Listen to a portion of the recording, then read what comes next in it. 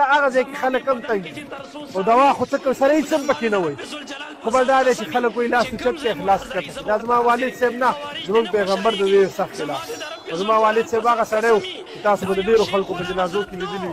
خلکو لاسونه به اوچت کړي زما والد صاحب لاس نه لري هغه خلک چې درته وایي جنازې نه پس دعا مه کوه دعا کې څه شی دی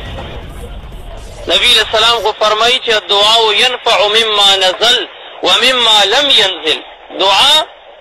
د هغې بلاګانو باره کې هم فایده ورکوي چې کومې ستا باندې راغلي دي او ته دعا کې الله غم پې ختموي او چې کومې دعاګانې راغلي نه دي مستقبل کې تا ته مخامخ دي نبي علیہ السلام وایي دعا ورځي هغه بلاګانې هم تا نه رېساروي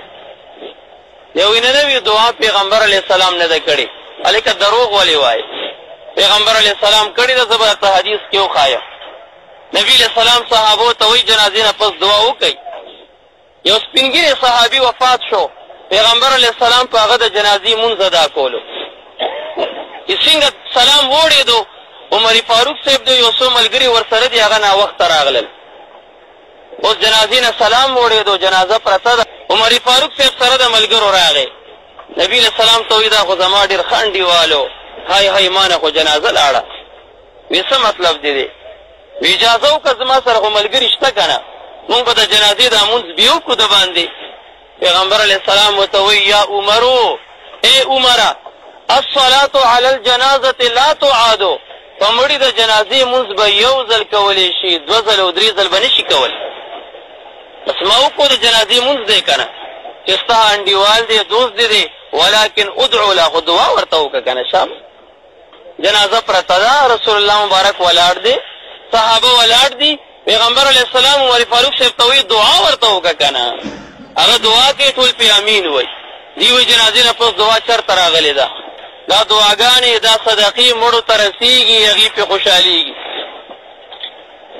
عمر فاروق صاحب چې کله وفات شو عبدالله ابن عباس صاحب وایي د هغه جنازه پرته وه مونږ نه اوچتوله د ابن ماجه 10 نمبر صفحې حدیث درته وایم ښه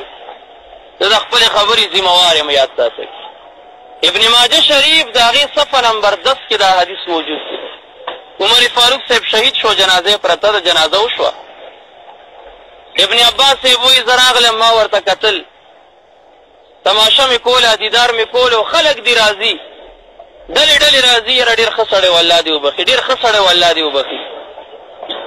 وی دې کې یو کس زما په دې اوږه لاس کېښودو